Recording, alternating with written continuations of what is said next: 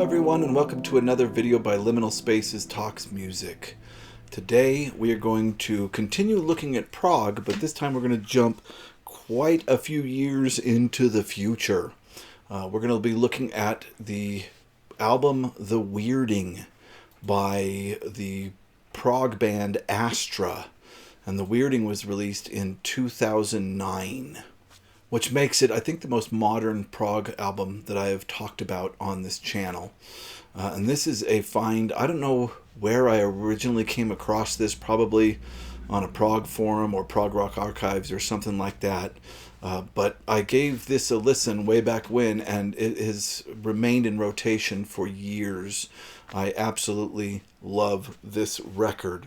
It reminds me of, just the kind of the glory, the early 70s glory prog years. It sounds like it could have been released then, and it sounds like Pink Floyd and Yes and King Crimson and all of these bands kind of smashed together without being derivative. They have their own thing going on, and I find that really, really interesting. Their first album is epic, to say the least. It's very long. There's quite a few long tracks on it, but it never feels like it overstays its welcome. It's really, really well done prog rock. All right, let's look at when it was released. It was originally first released in the United Kingdom on May 25th, 2009. And then on June 23rd of 2009, it was released in the United States. The personnel at the time of this recording was Richard Vaughn, vocals, guitars, Mellotron, ARP Odyssey synthesizer, and Echoplex. Connor Riley did vocals, guitars, Mellotron, ARP Odyssey synthesizer, piano, and keyboards. Brian Ellis did guitars and Moog synthesizer. And Stuart Sclater, I think that's how you pronounce his name, did bass, while David Hurley did drums, percussion, and flute. If I said any of those names wrong, I apologize. I'm just going to go over a few of the tracks on this album. There are 8 tracks total, and I think that it's well over 60 minutes. I wonder if it says how long this is altogether.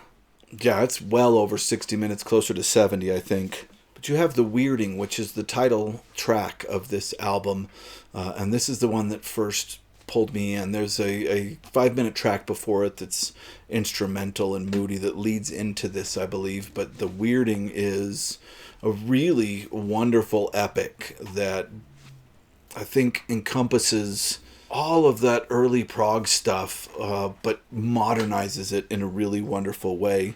Silent Sleep, great prog number with a good riff. Ouroboros is 17 and a half minutes long. It's an instrumental. Absolutely rockin'. The guitar work in this is incredible. The keyboard work on this band is incredible. And they're able to fill this 17 and a half minutes with really, really wonderful music. Broken Glass is an acoustic number that kind of reminds me of ELP or King Crimson and their really acoustic moments.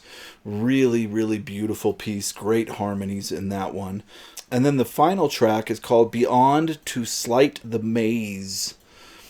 And this track has the kind of epic and most moody of music. And the last 5-6 minutes of this track is just this. It starts with like, all I can describe is as a keyboard movement, a keyboard almost symphony.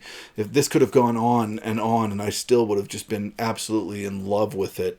And then eventually some guitars come in, but really truly this epic keyboard movement at the end of this album wrap it all up perfectly. If you are looking for a prog rock album that will really blow your mind and have a modern sensibility, but still look back to kind of the glory days of prog, this is the album for you. Funny side note, rumor came out that apparently this album was made to sync with the 80s movie Cocoon. I don't know if you guys remember the movie Cocoon, but apparently this album syncs up with that. I don't know who started those rumors, but that made me laugh, made me think of Pink Floyd and the Wizard of Oz. And I just want to quickly talk about, for just 1 minute, I know this is about the weirding, but I'm going to just jump for a second. This band released a second record that was called The Black Chord, and this was released in 2012. And since then, there's been nothing from them. So I don't know if they're broken up or what's happened with Astra. But I just wanted to quickly mention Black Chord, the title track off the album Black Chord, is one of the best songs they ever did. I highly recommend you go type in The Weirding into YouTube or wherever else Spotify or wherever else you listen to music, and listen to The Weirding from beginning to end. You'll love it. But if you just want to do a real quick check on whether or not you love this band, put in the song Black Chord, and it is incredible. It is really one of their best works. The second track I wanted to mention really quick off the Black Chord is a track called Barefoot in the Head, which I believe is a reference to the Brian Aldiss novel, which is a novel that I hope to one day talk about on the main channel. But this is a novel about psychedelic warfare and the end of the world, and I think this song, it really does it justice. And you know I love music that's based on literature, so I just wanted to bring up those two tracks. Originally I was going to do the Black Chord because that one song, the Black Chord, is my favorite Astra song, but I do believe that the album The Weirding is the one that really truly has the most cohesion as a record. Really wonderful. If you're looking for some fun prog, that is the one to check out. All right, thank you very much for watching this to the end. If you liked it, please click like, and if you like this kind of content, please click subscribe, because I'll be making a lot more of it in the future. Thank you so much for watching.